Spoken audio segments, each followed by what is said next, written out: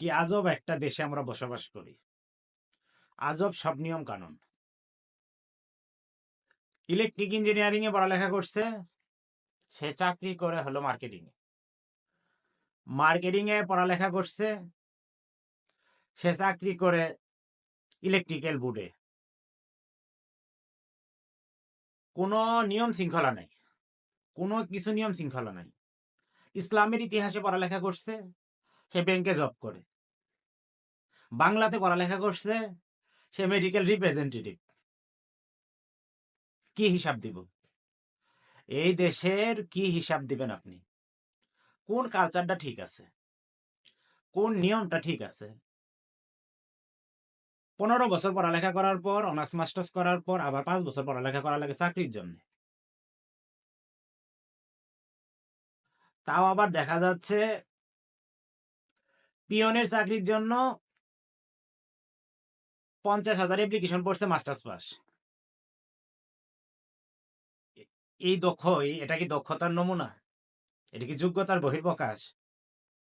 যে পিয়নে চাকরি করবে, অনার্স মাস্টার্স পাস করে যে পিয়নের চাকরি করবে, তারে ওই অনার্স মাস্টার্স পাস করতে কে বলছিল? দরকার আছে? ড্রাইভিং এর চাকরির জন্য পরে 20,000 অ্যাপ্লিকেশন। কোন দেশে বসবাস করছি আমরা? কি কালচার?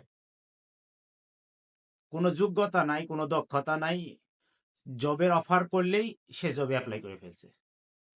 মাস্টার্স পাস ছেলে সিকিউরিটির চাকরির জন্য জব অ্যাপ্লাই করে। হাজার হাজার বেকার যুবক দেখবেন এই দেশে রাস্তাঘাটে বসে রয়েছে। শুধু কি সরকারেরই এটা দোষ?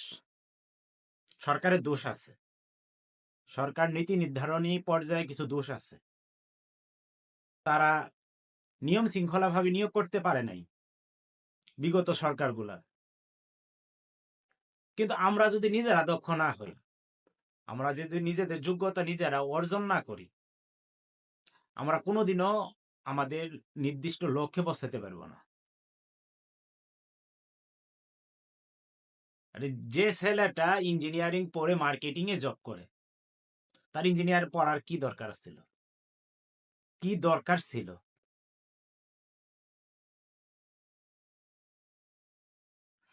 কৃষি ডিপ্লোমা করে সে হলো মার্কেটিং এ জব করে।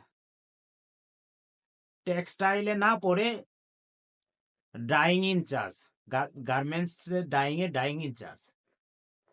যে পড়ালেখার জন্য এত কিছু, 15-20 বছর সংগ্রাম, এত টাকা খরচ, এত কষ্ট, সেই পড়ালেখা করার পরে যদি একজন ছেলে তার প্রপার মূল্যায়ন না পায়, প্রপার গ্রহণযোগ্যতা না পায়, তো ওই পড়ালেখা দিয়ে কি হবে এই দেশে?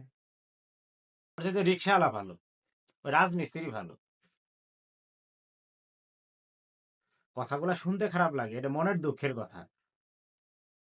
চোখের সামনে আপনার হলো হাজারো বেকার যুবকদের দেখতেছি ঘুরে বেড়াচ্ছে, তাদের নিয়ে করার কোনো কিছু নাই। তারা নিজেরা পারছে না একটা কর্মসংস্থান তৈরি করতে। সরকার যে কর্মসংস্থান করে দিবে, তারও তো কোনো পথ নেই।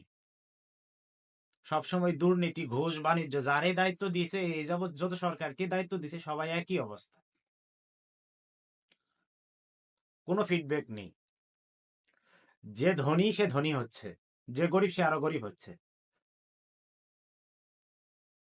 জীবন চালানো এখন এখন জীবন চালানো খুবই কষ্টকর হয়ে যাচ্ছে।